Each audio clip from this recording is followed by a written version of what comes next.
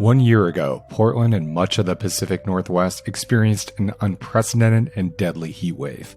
As many as 1,000 people died across the Pacific Northwest and British Columbia. Multnomah County saw upwards of 100 people die due to the heat. Was it a sign of things to come, or a one-off event? I'm Andrew Thien, and this is Beat Check with the Oregonian. Up next, Kale Williams, who covers breaking news and the environment for the Oregonian and OregonLive. We talked about the heat dome, what it may say about our climate future, why kids are so stressed about the situation, and much more. Here's our conversation. Kale Williams, thanks for coming back on the show. Happy to be here. Kale, we typically don't talk when there's cheery things to talk about, and today we're talking about 1 year ago, the deadly heat dome. It was approaching 118 degrees in Portland. Remind us how bad it was and how many people died in Oregon and Multnomah County or just in the broader region. Yeah, so late June of last year, what meteorologists refer to as a heat dome settled over the entire region, Oregon, Washington, parts of British Columbia.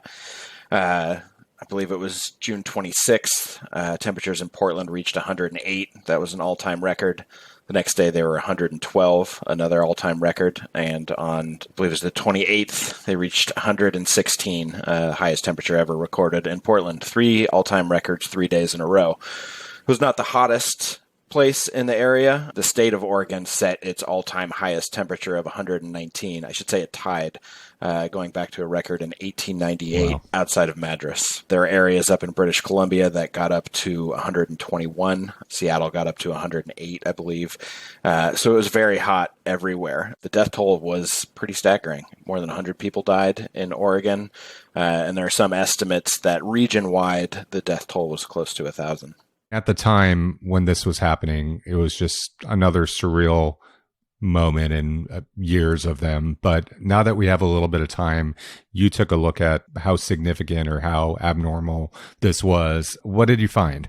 So I talked to a senior scientist at the Lawrence Berkeley National Laboratory, which is run by the Department of Energy down in California, and he's been studying climate change attribution for about 30 years. And that is sort of the study of figuring out what role climate change plays in these types of extreme weather events.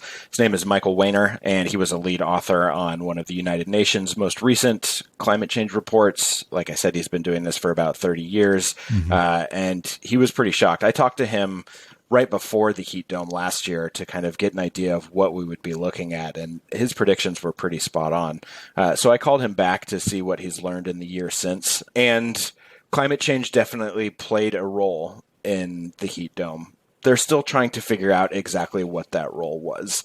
This was a confluence of extremely rare weather events. It started with a cyclone that formed in the Gulf of Alaska about a week before the hot temperatures came to Portland. In the aftermath of that cyclone, which is essentially, a wet weather system swirling around an area of low pressure, an anticyclone formed, which is the opposite, which is a weather system swirling around an area of high pressure. And what that high pressure does is it prevents heat from escaping into the atmosphere, which is usually how heat dissipates. And so you've got this area of high pressure sitting in the atmosphere, keeping the heat right at ground level. And it's also pushing air down in a phenomenon called subsidence, where as the air is pushed down, it compresses and grows hotter. So as that moved over the region, it also coincided with an offshore flow, which brought hot temperatures in from the east side of the Cascades. All of this came over the region as we were sitting in a drought. And usually there is some moisture in the soil and the plant life. And when heat comes in, that evaporates and, provides a moderating effect to heat. We did not have that moisture like we sometimes do. And that just further exacerbated the heat that came in.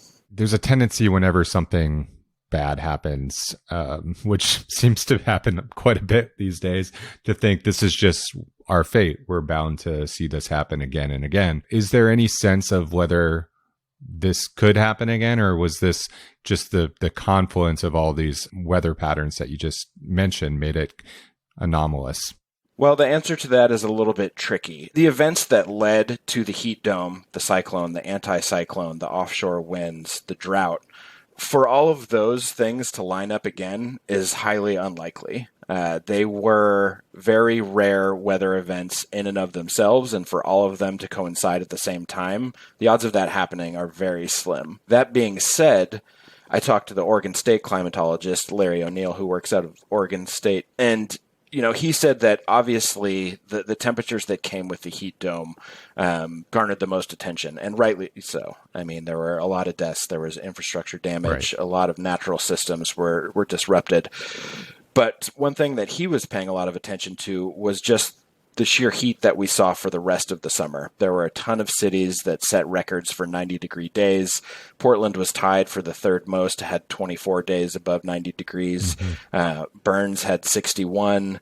Klamath Falls had 53. Eugene and Salem had 41 and 42 respectively. All of those are the most number of 90-degree days that they've ever had. And so it's not just these 3 days of abnormally high heat that we saw. It was the rest of the summer too, where we just saw these long stretches of temperatures above 90 degrees. And that can, take a toll on people as well. I believe, if I have the number right, Medford, my hometown, had something like 74 days or something like that, which is more than 20% of the year, right? Indeed. And what Larry told me specifically about Medford is that they likely would have broken the record as well. They had a number of days that were in the high 80s, but there was just a thick blanket of wildfire smoke over the city that sort of moderated the temperatures. And so, I think that they tied for their 5th most number of 90-degree days, but they likely would have had many more if it weren't for the blanket of wildfire smoke. So, pick your poison. I mean, it's hot and it's smoky. I don't think that anybody who lives in Medford would have traded the wildfire smoke for cooler temperatures. Yeah, anyone who's been down to the valley there knows that, the smoke, whether it's billowing in from Oregon or up from California, when it gets into the Rogue Valley, it stays. It doesn't go anywhere, especially during the summer when there's not a lot of air movement. So back to the Portland area, what do we know looking back on who died of the heat wave and where they died in the city or in Multnomah County? So I've, over the years, talked several times to a professor at Portland State University named Vivek Chandas, who studies the urban heat island effect. And this is basically, you have some neighborhoods where, you don't have the tree cover that other neighborhoods have. There's a lot of concrete, there's a lot of cement, there's not a lot of airflow. And so these neighborhoods tend to unnaturally be hotter than other neighborhoods. And these are typically neighborhoods where you see larger communities of people of color, lower income people, more renters, places like Coley and Lentz, Hazelwood, Centennial, the Powellhurst-Gilbert neighborhoods.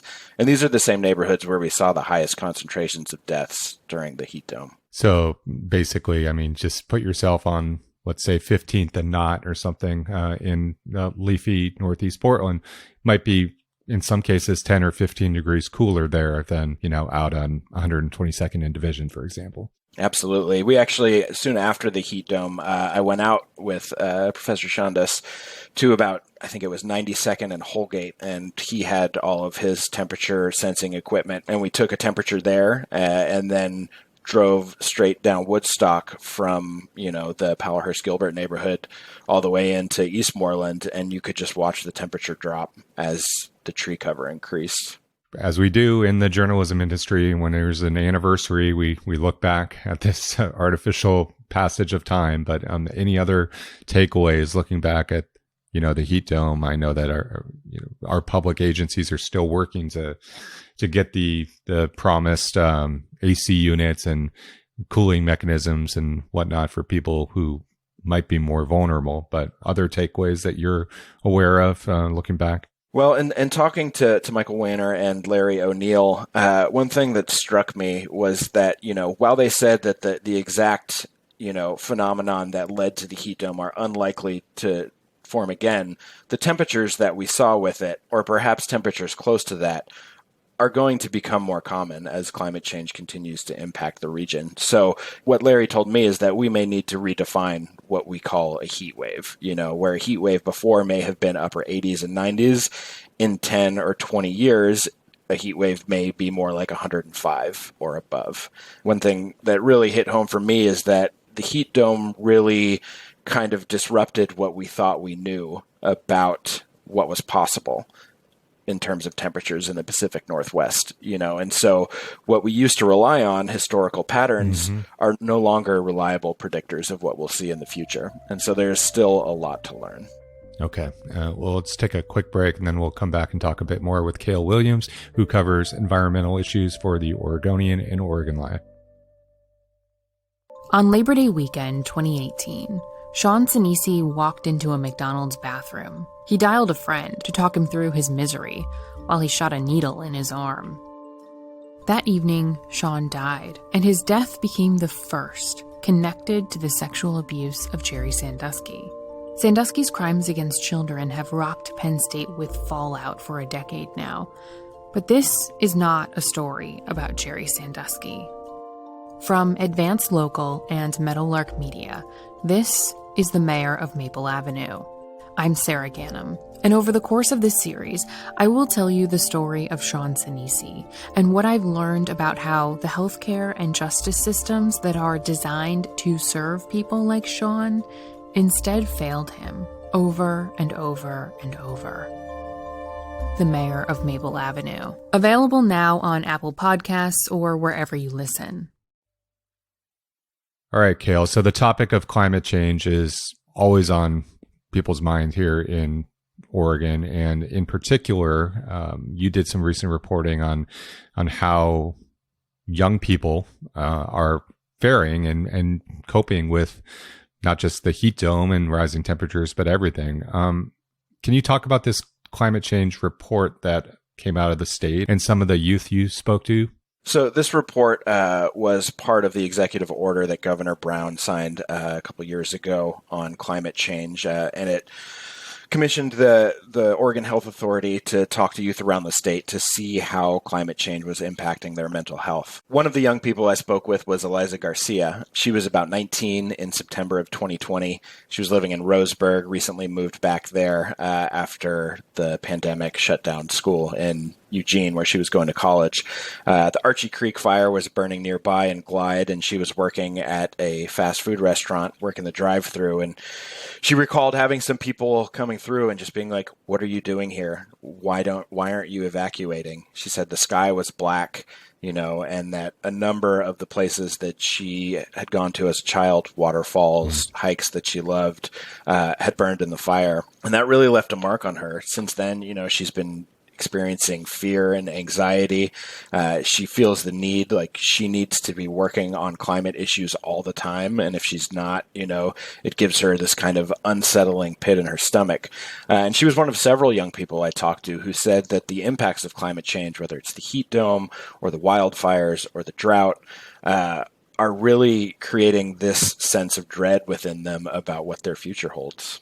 Why did Oregon want to commission this report? I think that it's really important. I mean, this is my own take. It's important to take care of the mental health of young people. And I think that that state leaders have realized that to a certain extent. I mean, one of the things that a number of these young people told me is that they often feel like when they speak to adults or older folks about climate change, that they're sort of infantilized, that, older people refer to them as inspiring. And, it's so great to see such passion amongst the younger generation about such an important issue.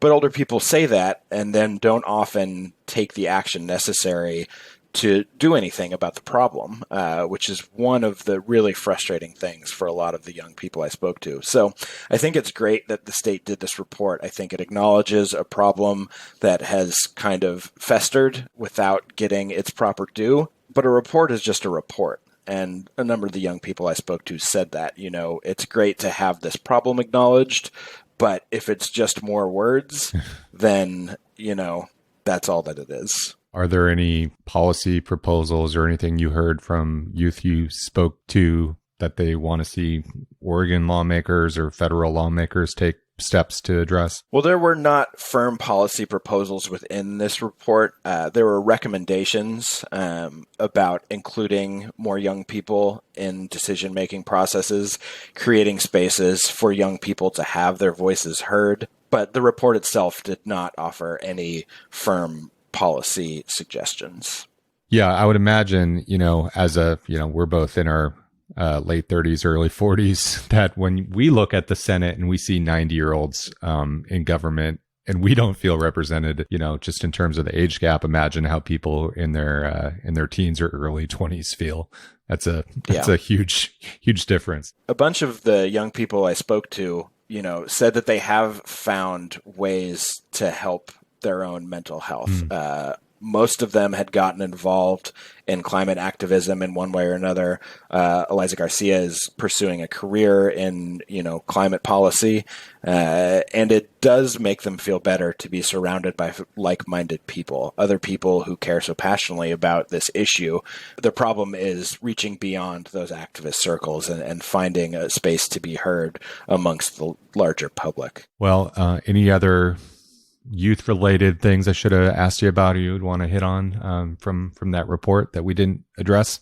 To reiterate, this was a study that pulled together young people from, all corners of the state, from all walks of life, and included a number of anonymous quotes. And one of them that I'll read, this one really struck home for me. It was talking, one young person who was talking about, what it's like to relate to older people. And they said, they've already lived their futures, but I still don't know what mine's going to look like because of this existential threat.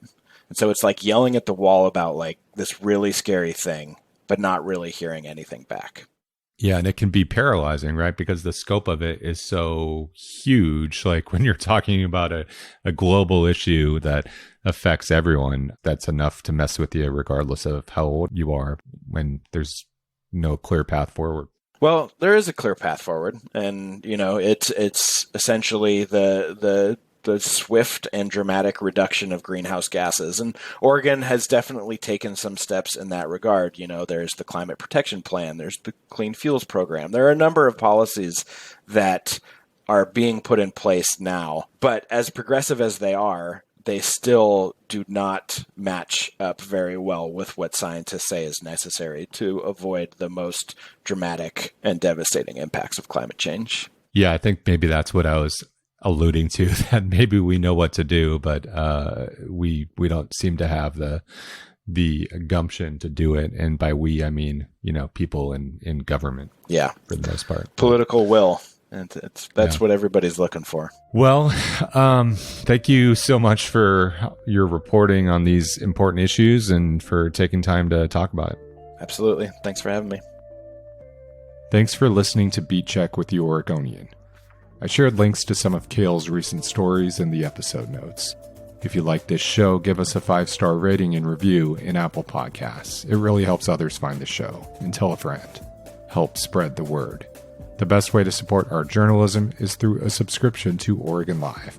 You can do that at OregonLive.com/pod support. And if you're a fan of the show or interested in sponsoring one of our podcasts, shoot us an email at advertise@oregonian.com. Until next time.